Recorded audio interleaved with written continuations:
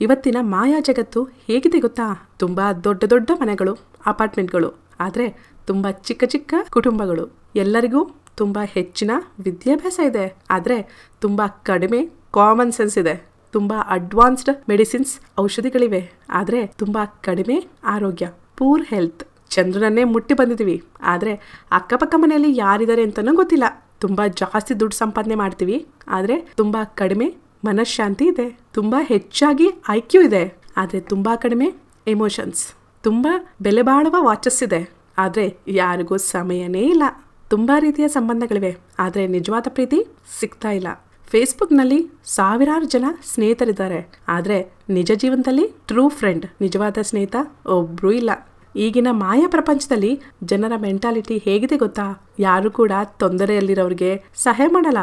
ಸಾಯ್ತಾ ಇದ್ರು, ಆಕ್ಸಿಡೆಂಟ್ ಆಗಿದ್ರು ಅವ್ರನ್ನ ಕಾಪಾಡಲ್ಲ.